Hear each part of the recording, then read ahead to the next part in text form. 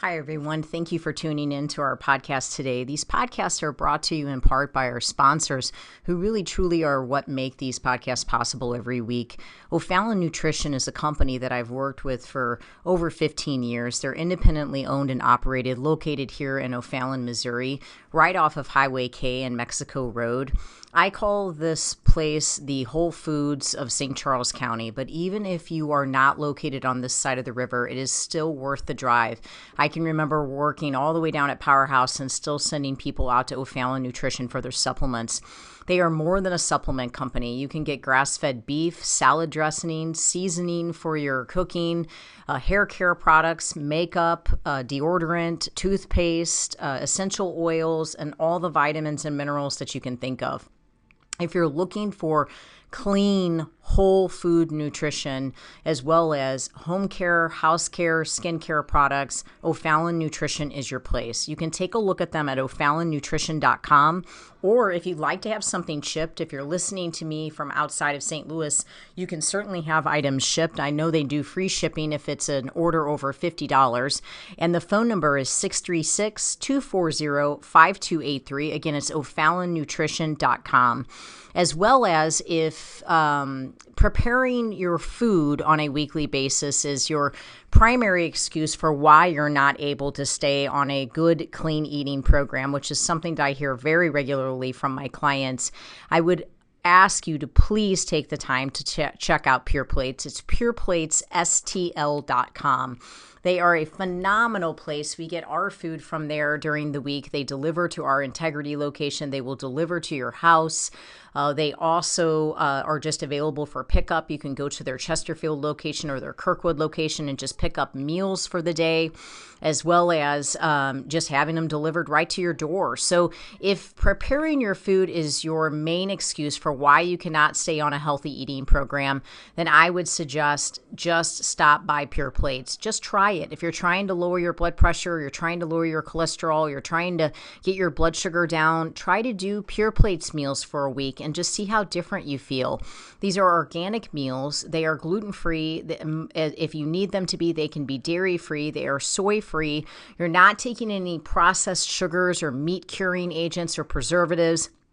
They really, truly believe in nutrient-dense meals that are just whole food nutrition. And I've had my clients, or I've made recommendations for my clients for years at Pure Plates. It's pureplatesstl.com, or you can call them to ask questions at 636-778-3555. Again, remembering that they have a location in Chesterfield as well as in Kirkwood that you can just run by and pick up a meal today.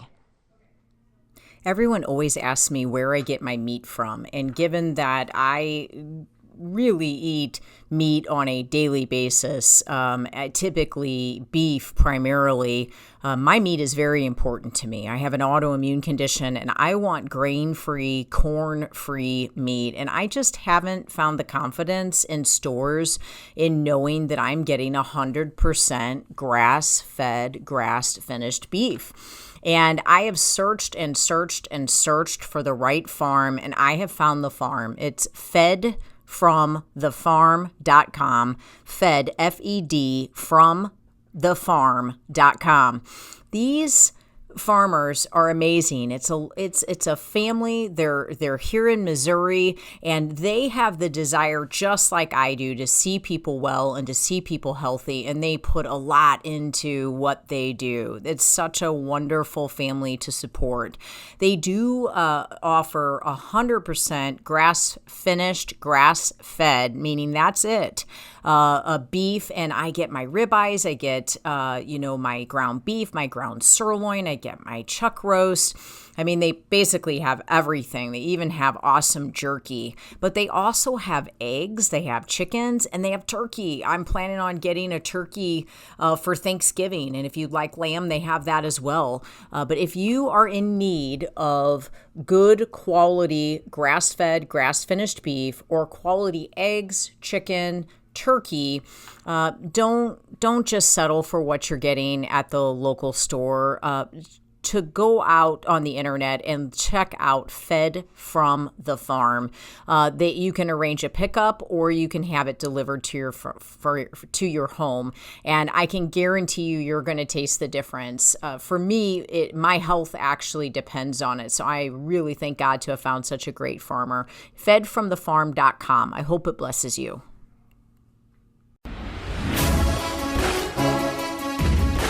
Welcome to Faith, Fuel, and Fitness, the Integrity Way, with your hosts, John and Debbie Morris from Integrity Training Systems. Hey everybody, this is John and Debbie Morris with Integrity Training Systems on Real Talk 93.3. Always like to start our show by talking to you about what it means to be a warrior. And a warrior is a brave or experienced soldier or fighter. And I, love to tell people that there's a lot of oars in that, because you don't have to be brave and you don't have to be a soldier. You just have to be an experienced fighter, which means that you have fought your way through a thing or two. And I think most people can say that. So when something comes up that you have to face, whatever adversity or mountain that may be, if you just look at it under the idea that even if this is the toughest thing you've ever had to deal with, you have had to deal with other things in your life that would be considered the toughest thing at that point as well, and you have overcome them or you wouldn't be where you are. Another thing is with bravery, a lot of people think that means a lack of fear. My men's group was just this last weekend, and I was talking to them about what it means to be brave and how to move forward in those moments. And I think it was John Wayne that said, being brave isn't a lack of fear. It's actually in the face of fear, moving forward anyway.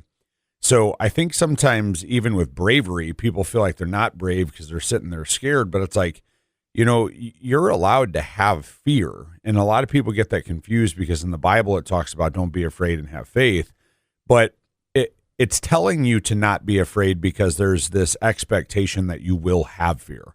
It's not saying, well, you're going to have to be fear-free forever. I think that our minds and our hearts are different. Our minds experience fear because we're human. We live in a fallen world, but our hearts are where our faith resides. So the head takes the first amount of fear, and then the hope is that, like the Bible says, you'll take every thought captive and ultimately allow your heart to then stand in faith to deal with and push through whatever it is you're dealing with.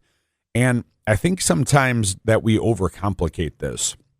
We start thinking like, oh, well, I don't know, I've got this going on and this is going to be that hard for me. And you look at this mountain and you don't think about the path to get over it. You don't think about the steps and the simplicity of just moving forward. It doesn't mean that the issue isn't hard. It doesn't mean that you're not going to have to work for it, but it does mean that there are step-by-step processes to follow. I'll give you an example. Our pastor this last Sunday was sick. He could have just not showed up, but he felt like he had a mission, a call, and a purpose on his life.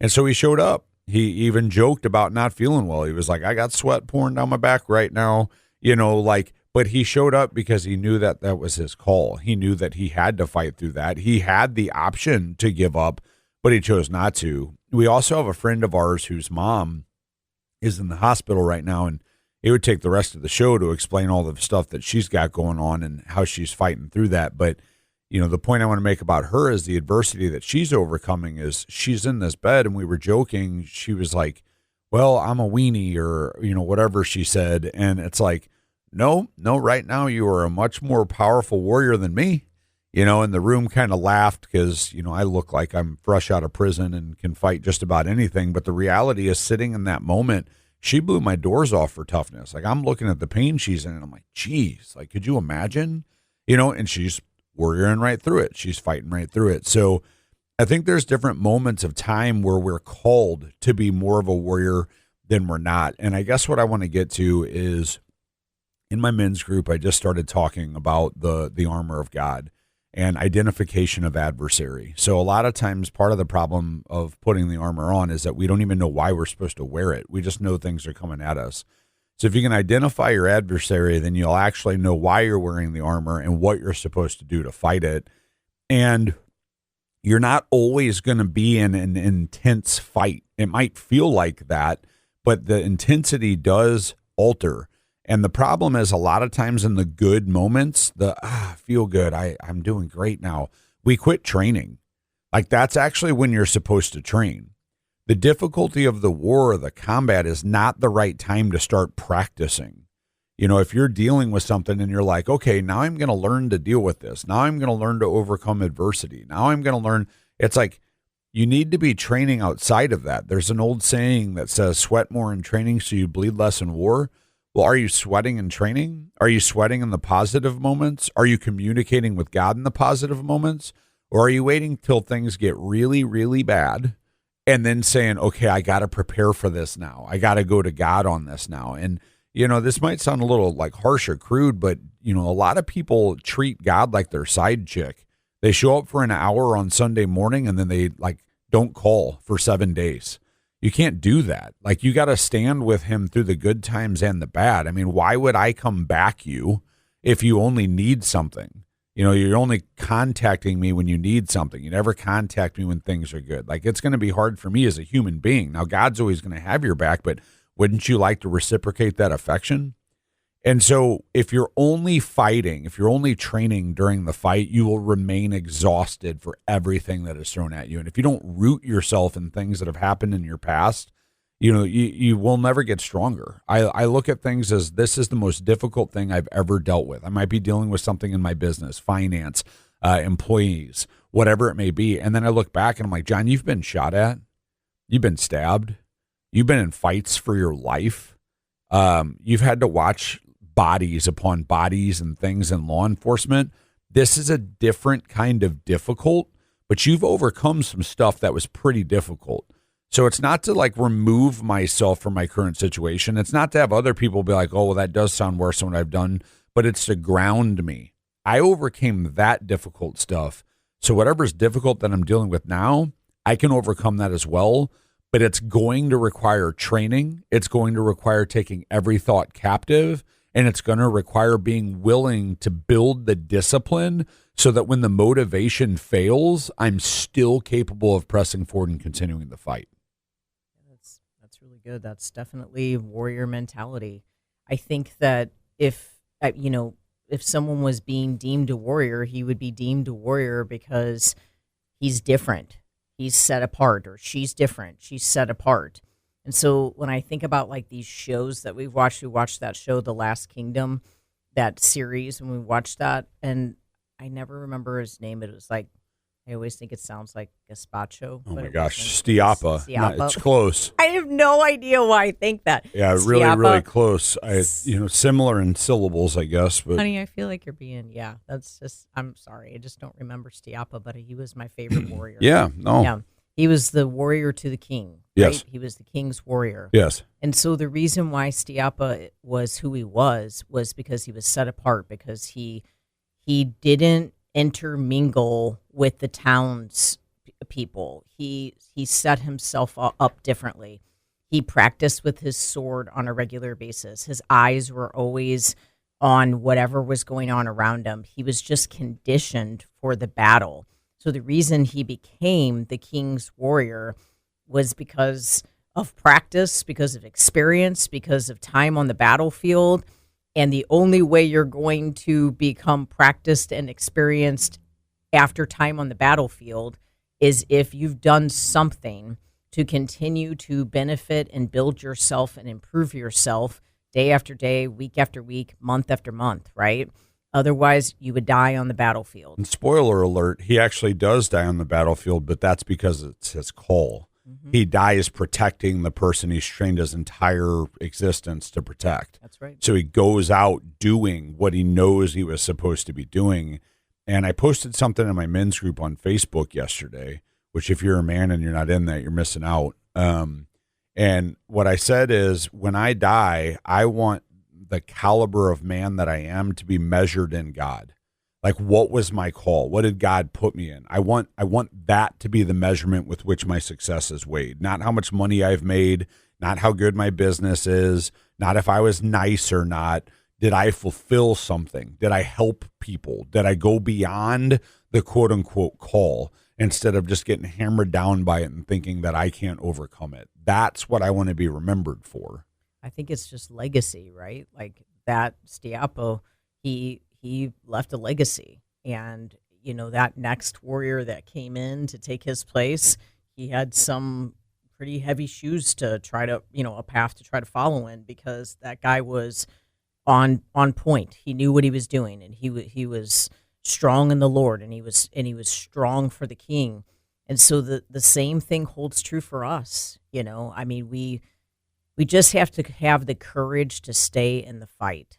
That's the main thing that I can tell you. And like when John, said that part of, that quote from John Wayne, we have to have the courage to not give up on the fight, because the other end of that fight, first of all, it's obedience, staying in the fight when it's the call from God. You're acting in obedience to God. But second of all, there are so many people attached to your obedience, and the people that benefit from it, just the people alone that benefited from Pastor Brad's message yesterday, just countless people because of his obedience. For more information on what we do at Integrity Training Systems with the 6-month nutrition program with myself, or my online Q&A subscription program, or a free personal fitness assessment with our trainers, take a look at integritytrainingsystems.com or give us a call at 636-299-2208. For gluten-free, dairy-free baked goods delivered to your door from My Personal Bakery, take a look at sophiesbakery.com. And for 100% grass-fed beef, the only meat that the Morris family will eat, take a look at fedfromthefarm.com.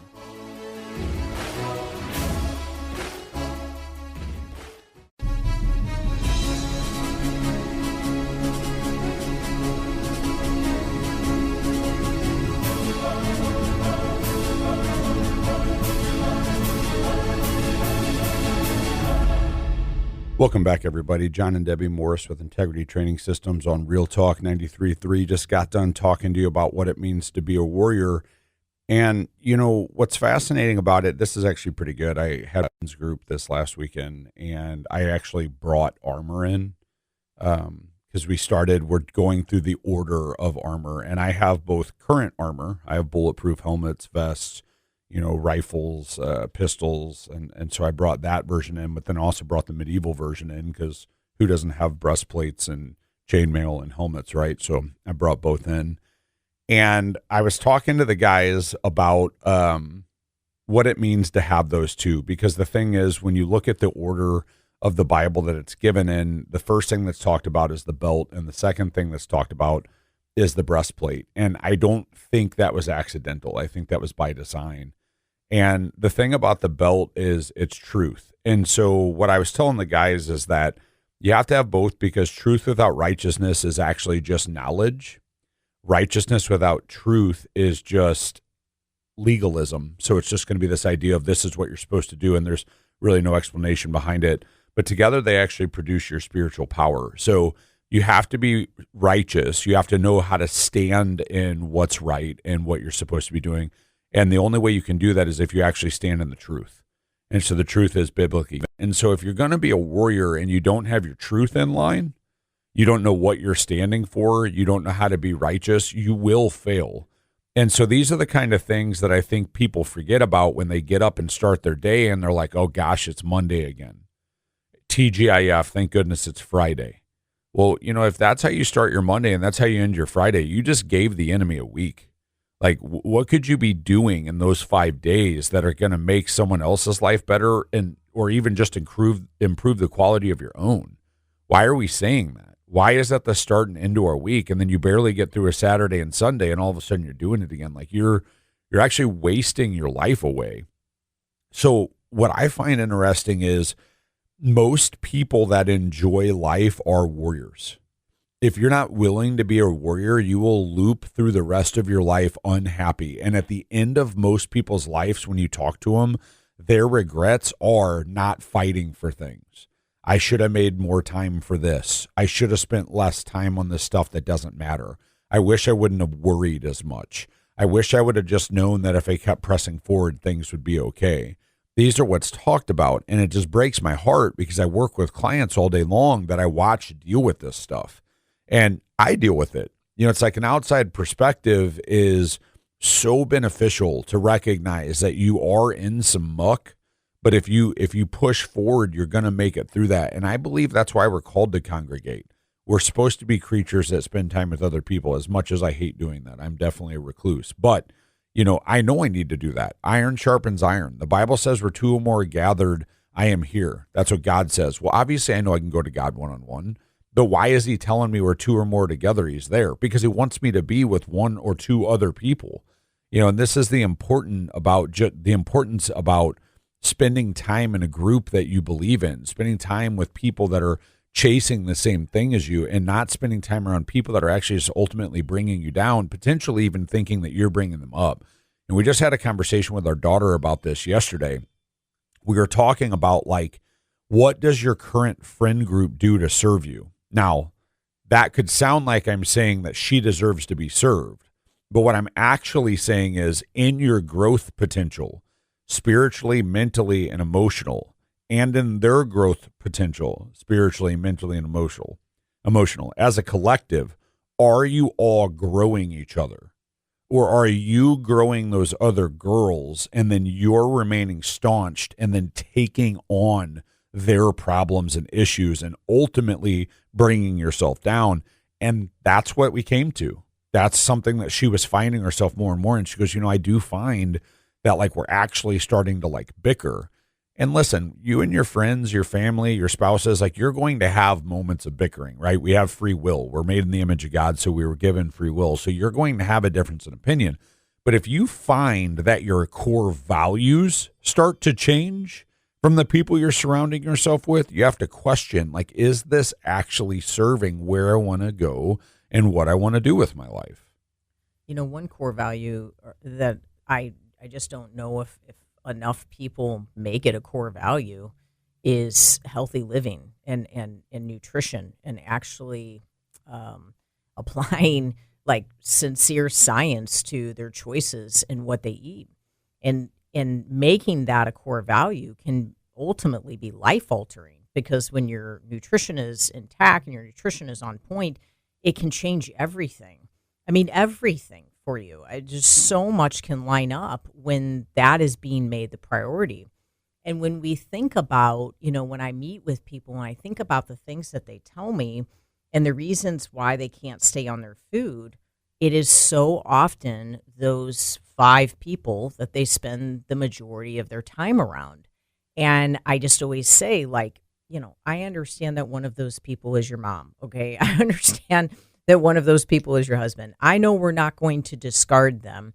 But the other 3 people, what are they doing for you? I mean, how are they helping you? If we only have your mom and your husband that we have to deal with, we don't have these other 3 people that every minute you spend outside of your mom and your husband, you're being presented with the opportunity to eat bad food or the opportunity to stray away from your core value, which is remaining healthy and living a healthy lifestyle.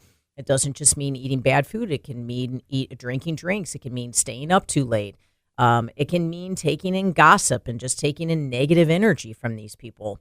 So the reality is that if you truly want to pursue health, if you want to pursue optimization for your life in all areas, mind, body, and spirit, we do have to look at those 5 people. Like, we very legitimately have to think, okay, I can't discard my husband. I can't discard my mom, but I can tell them what my core values are. I've very clearly gone to my husband and said, John, this is my life. This is what I want to do with my life. I want to eat this way. I want to exercise this much. I want to serve God in all that I do. I want to have a mission within our business. I presented the core values that I wish to have and then tried to determine, were we both going to be on the same page with those core values? Well, we were. So we decided to get married, so it worked out. But not everybody has that same opportunity. So some people are unequally yoked, unfortunately. But in that unequalness, there are other people that you might be drawing in, because it might be kind of a contagious spirit. You might ultimately be kind of attaching yourself to other people because you're kind of used to being around that. What I would suggest you do is spend some time alone, like legitimately spend some time alone instead of spending time around people like that. For more information on what we do at Integrity Training Systems, take a look at integritytrainingsystems.com or give us a call at 636-299-2208. For gluten-free, dairy-free baked goods delivered to your door from my personal bakery, take a look at sophiesbakery.com. And for 100% grass-fed beef, the only meat that the Morris family will eat, take a look at fedfromthefarm.com.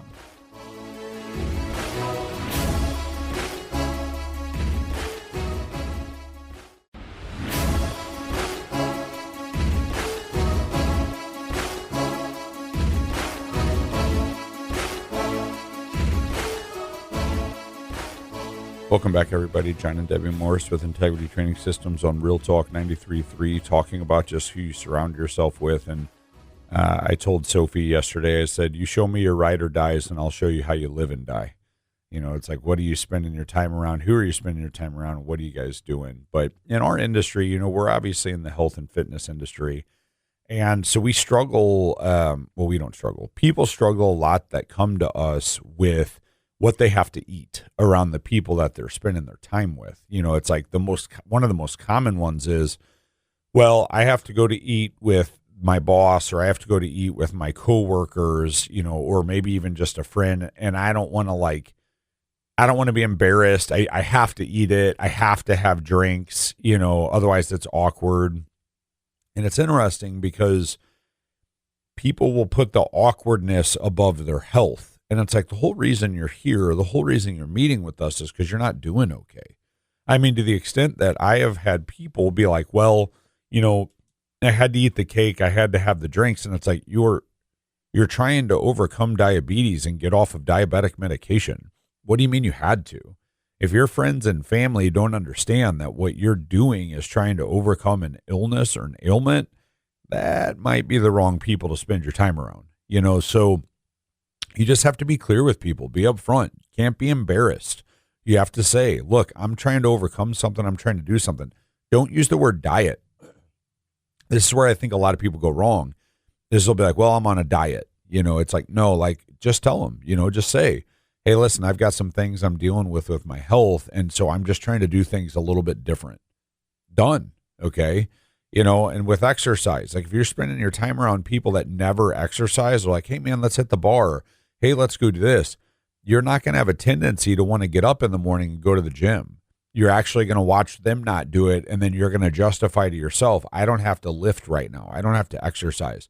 And it's super easy to lift a couple times. And then all of a sudden it's been 6 months and you haven't lifted. 6 months and you haven't done cardio. 6 months. I mean, think of any goal that you have right now that 6 months ago you said you wanted to do. And you even may have started it and then stopped and haven't done it in half of a year. How many half of a years do you got? When you're talking about health, you might actually be taking half of a year's off of your lifespan by not taking your health serious. I think what I've found is that, I guess when you really think about like how we take care of certain things, I think about the different things that you will do for your car. You'll get your car detailed. Like really detailed. You'll have a membership to go and get the car washed. You regularly do oil changes. You get new tires put on. You have the car realigned when they do the tires.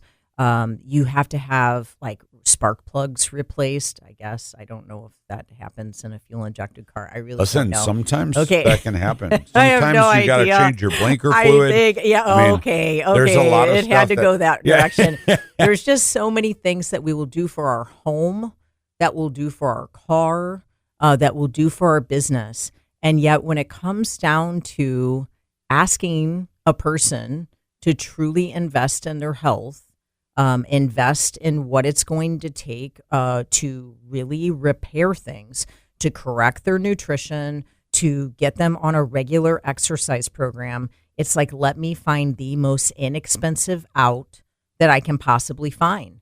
Let me just work out off of an app. Let me not even set foot in a gym. Let me never hire a trainer. Although my neck hurts regularly, I have headaches all the time because of my workouts. My low back ends up eventually hurting. My knees always end up giving me grief, but I'm going to continue to work out off this app. Or I got a membership for $29 a month at one of these places where you do the same type of high intensity class 5 days a week. Not a good idea. If you want to be a member of those types of gyms, that's awesome. Do it 2 days a week and then do 3 days a week of regular weight training. But when it comes to diet advice or it comes to changing your nutrition, you know that you have blood sugar issues. You know you have cardiovascular issues. You know that you need to lose weight, and yet the only thing you're willing to do is follow something that you hear someone else is doing on Instagram, or pay $19.99 to be part of some type of program, and you're not getting anything individualized. And so you lose a little bit of weight, and then you gain the weight back, and then you lose a little bit of weight and you gain the weight back, and you're still on all the medication because you don't want to truly invest in what it's going to take. Or maybe you have actual healthcare issues and none of the doctors are fixing it, and you truly, truly need a functional medicine doctor, but you just won't invest the money. I mean, we all have budget issues. Trust me, I have 2 businesses. I know what it's like to live off of a budget. I really, really do.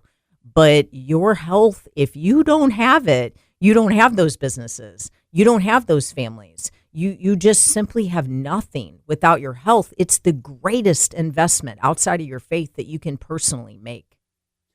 You know, it's interesting because a lot of people ask me what I'm training for now. And I know I keep talking about this on the radio. I just think it's fun.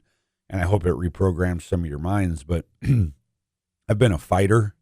I've been a jiu-jitsu athlete. I've been, I won't call myself a power lifter because I never competed, but I went for the 3 mega power movements for a while, chasing how much I can do that. I've ran. I've been lean. I've trained for aesthetics. I was a cop. I had to go through the police academy. There's been a lot of different things I've trained for, but right now I am actually training to be able to like athletically play with my grandchildren, not just like throw a ball with them. Like I want to athletically be able to play with them. And my daughter is 13. So she won't have a kid for at least another year. I'm just kidding. For like another 30 years, so she's not going to have a kid for, she's an old soul. And I know that she looks forward to being married and having kids. So that might happen early. Maybe she's 23, maybe she's 33. I don't know, but let's go with 23. That's 10 years from now. And that would mean when her children are 10, that's 20 years from now. Well, I'm 40. So what am I training for? I'm training to play with a 10-year-old when I'm 60. What are you training for? How far out are you looking? Why should it be a lifestyle? What are you doing for longevity? I know a lot of 60-year-olds that cannot get up off of the porch and play with their grandchildren. They can only watch. I also know 80-year-olds that could run circles around 50-year-olds. So what are you doing to ensure that you're going to be as close to that capability as possible? Listen, I understand that there's genetics. I understand that there's predispositions to health issues that are passed down through your generations.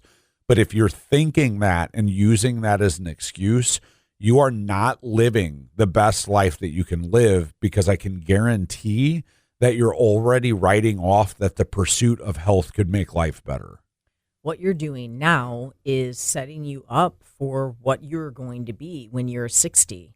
What I'm doing now at age 50 is going to help me to become the healthy person I want to be when I'm 70. If you're in your 20s, listen, this is what your 40s are going to look like. What you're doing now, you're going to reap some of what you're sowing right now. So here's the other note. Like, I know that seems very negative. Like, oh gosh, I haven't really been doing very good stuff. So that means you're basically just telling me when I'm 70, when I'm 60, it's going to be really bad. Okay, possibly if you don't turn it around. My husband was 27 when he had a heart attack, but look at him now. That could have been the end all be all for him. That could have been the direction that he stayed. He was 100 pounds overweight, could have gone the route of diabetes. He could have ended up maybe having another heart attack and not making it through it. But he changed it. He dialed it back. He turned it around. You know what he did? He hired someone. Okay. Right. I mean, he invested in himself.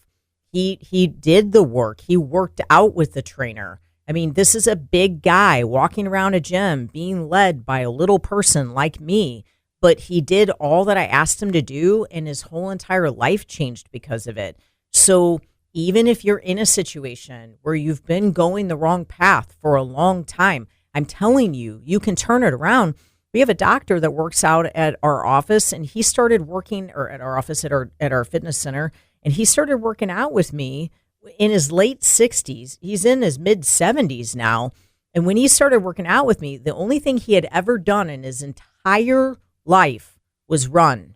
That was it. And he was a great runner. He could run, but he had body fat on him that he needed to lose. Most people would have said he was in fantastic shape, but he knew he wasn't healthy, and he actually wasn't that healthy. His numbers were off. Things were off.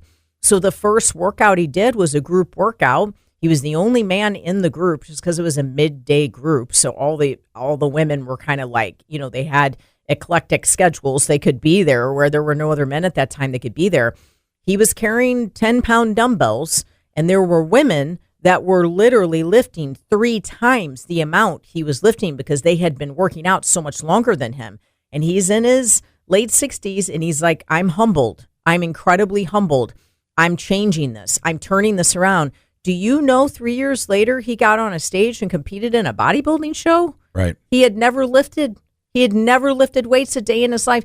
Anything's possible. Now, I'm not telling you everybody needs to compete in a bodybuilding show. Right. I'm not telling you that at all. That was his goal, right? Now he plays pickleball all the time. He does all kinds of great stuff. He's in fantastic shape. Like, I aspire to be in my 70s the way this man is in his 70s right now. Well, I think the thing also with me that I want to tell you is, like, I was in a dark place. I mean, at the same time I had my heart attack, I went through separation with my ex-wife.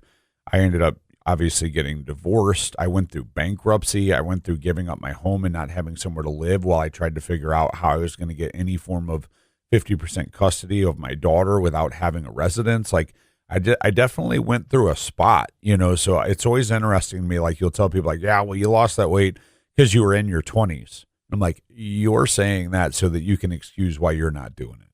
Has nothing to do with me being in my 20s. Speed of a 20-year-old man versus a 50-year-old woman for weight loss, sure, I'll give you that. But life-changing, disciplinary routine building and deciding that I was actually going to take care of myself, quit lying to yourself. Quit saying you're trying. Trying is an interesting word. Trying without actually implementing any forms of new discipline is just a way of saying you need to change and acknowledging that, but then not actually doing anything to do so. So you're lying to yourself. And honestly, even if you believe it, you're the only one that does. And talking earlier, Debbie, about taking care of yourself in the future, I told Sylvia this here recently. I said, if you ever have a job where the night shift of the people before you don't do their job and it's because they didn't want to, not that they actually got like too far behind, and you get pissed off and you come in and you're like, that shift, they never do their work. Don't be that shift for yourself tomorrow. Don't be tomorrow you like yesterday me really sucks. And if I had just done that, I'd be in a better place today. Tomorrow you deserves current you to be on point, just like current you's probably pissed off at some things past you didn't do. So just start taking that seriously and thinking about the projection of what tomorrow is going to be like if you don't get your health in line today.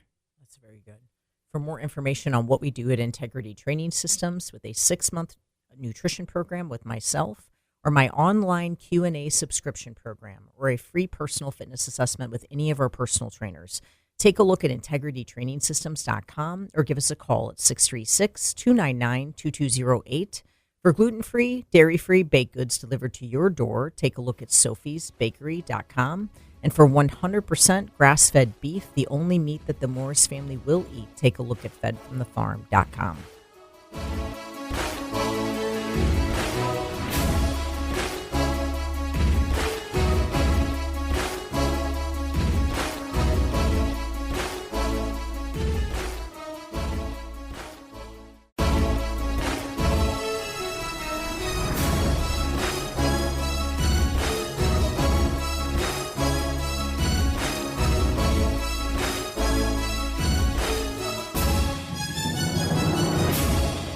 Welcome back, everybody. John and Debbie Morris with Integrity Training Systems on Real Talk 93.3. Just talking about taking your health serious right now. What are you doing? What are you putting in place? And I'm not just talking about like reactionary. I'm talking about preventative. And I talk about red alerts a lot. What I consider a red alert is becoming a type 2 diabetic, dealing with gout, having a heart attack, having brain fog brought on by the amount of sugar that you're bringing in. There's a lot of health issues that are actually controllable and regulatable just by food and exercise. Even to the extent that we have a type 1 diabetic that came to us in I think he was like about 40. I think he's 50 now. And the guy's a crazy athlete. Like, he's actually a soccer referee, and he referees college games, and he, gets made fun of because he's the oldest ref doing it, but he's a beast. And he's a type 1 diabetic. And he came to us to, do some late weightlifting training, and then he also went to Debbie for nutrition. And he was on 3 medications for his type 1 diabetes. And right now, he has 1 emergency medication that he keeps on hand if he needs it, but he is on 0 actual, maintaining medications. And he maintains his blood sugar through what he eats. And so he's eating and keeping, it's very remarkable. He's keeping himself in a straight line to the extent that, as he was removing medications with his doctor, it really freaked his doctor out, which rightly so, right? You want to make sure that your patient's okay. But then as he gets down to this point, his blood sugar is more regulated than it has ever been in his life on or off of medications. And it's because he's actually regulating his blood sugar through what he's bringing in, when he's bringing it in, how he's bringing it in. And again, this is an athlete. This is a guy who's sprinting around at soccer games. This isn't someone who's regulating these numbers just sitting at a desk. So he decided to take his health serious because he didn't want to be on those medications for the rest of his life because of side effects. He wanted to make sure that he could live as long as possible, chase that longevity while continuing to feel well. And he's done it. So when I was talking a couple segments ago about letting your predisposition or where you are determine what you're doing, you can't do that. So when these red alerts pop up, I had a heart attack, that's a little bit of a red alert. If you're having these things show up, first off, don't wait for them. Change it right now. So many people, well, my blood numbers look good. I got my numbers done. Yeah, but you keep talking about how you feel like crap. You're always tired. You got to remember those numbers. The parameters of those numbers were just designed by what was accepted as a normality at a certain time in our history. These are the range. This is the number. This is the weight you should weigh at this height as a man or a woman at this age. Humans made those numbers up. Now, I'm not telling you not to follow and try to be within those guidelines, but what I'm telling you is if you're within all those guidelines and you don't feel well, something is off. So don't wait for something to go wrong to determine that you need to do something different to feel well. Make sure that whatever you're doing day by day is attempting to better you so that you can not only live in the moment, the best that you can live in the moment, but you can ensure some form of longevity and trying to feel well while you do it. Health is key. Make sure you're exercising, make sure you're eating, and surrounding yourself with scenarios that are just going to generate better health. If I had only followed the blood work numbers, I'd probably be dead by now. Right. I mean, it just, you have to have the courage to keep asking questions. You have to have the courage to keep studying. One of the reasons why I'm so good at what I do, I mean, I know that sounds cocky, but one of the reasons why I feel I do as good of a job as I do is because I've been through it. I've had to research it. I've had no choice but to learn it. I have chose to study functional medicine and become functionally certified because I was getting no answers from a traditional perspective. I chose to get studied in brain health coaching or to study brain health coaching through the Amen Clinic because no one was helping my husband. And I knew that he had something wrong. Now, I'm not saying people were not trying to help my husband, but I knew he had something wrong. And after a brain scan, we found out that he had traumatic brain injury. We found out that he wasn't producing GABA. There was a reason why I studied that.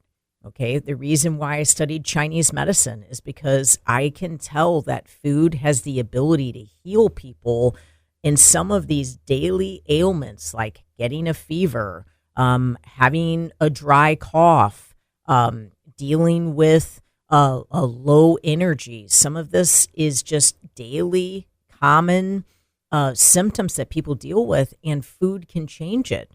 Food can sincerely change it. And so I wanted to study a practice that would show me what foods will actually do what for the body. And then I'm currently studying naturopathy because I want to be able to take herbs and suggest herbs in that same exact situation. I suggest supplements now, functionally, but I want to be able to suggest herbs.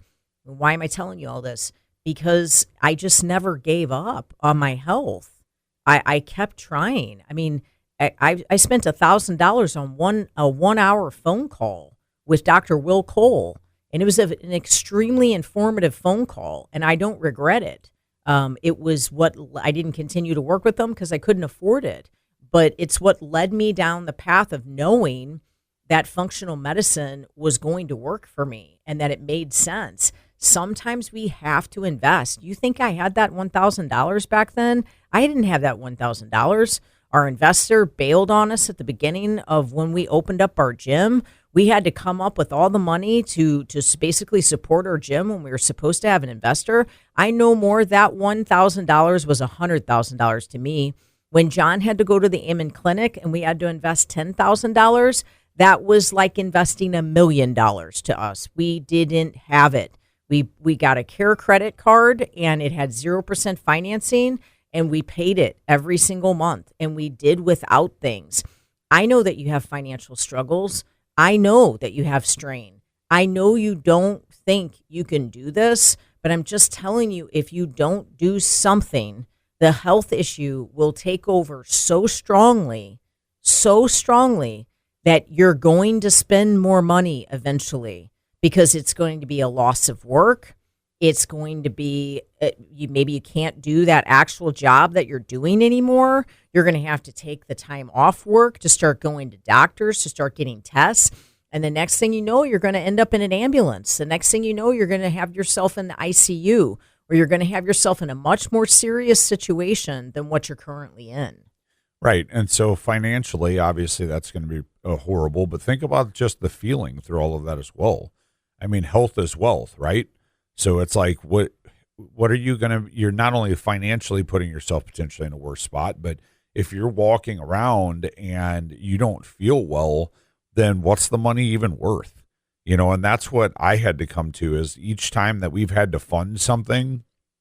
Recently, I had to do some work on my back. Same thing. We pulled that Care credit card out. So thankful for that. 0% financing. And we just put it on there. And we pay monthly. When they said the number it was going to be, I was like, yep, peace out. I even did that, you know, and then we got in the car and Debbie was like, you have to do this. You're not okay. You're falling apart at the seams with your back. You know, the injury has reoccurred. It's not okay. And so sometimes, again, like I said, surround yourself with like-minded individuals, surround yourself with people that take your health serious. And so I had to listen. I'm like, she's right. I do need to change something. So what did I do? I put myself in a position where I'm like, I don't really want to pay for this every month, but here we go. And it's helped. I've recovered my back. My wife was at a place where my back had gotten so bad, I had basically lost use of my legs. She was picking Amazon packages off the front porch. This is coming from a guy that used to pick up and move refrigerators by himself. So now I'm able to get the Amazon packages again. I don't ever need to be able to pick a fridge up again, but I'm happy to be functioning again. So what could you do about your health right now to improve how you get to spend the rest of your life? What is the why, which is usually to feel better, but more importantly, what's the why not? What's the hang up? What's the glitch? Why aren't you doing it? If it's financial, are you just telling yourself you can't do that? Or are there some areas you could cut out to ensure that you can live your life in a better place? For more information on what we do at Integrity Training Systems with a 6-month nutrition program with myself, or my online live Q&A subscription program, or a free personal fitness assessment with any of our personal trainers, take a look at integritytrainingsystems.com or give us a call at 636-299-2208. For gluten-free, dairy-free cookies, muffins, and yummies from my personal bakery, take a look at sophiesbakery.com. And for 100% grass-fed beef, the only meat that the Morris family will eat, take a look at fedfromthefarm.com. Thank you so much for listening, and God bless.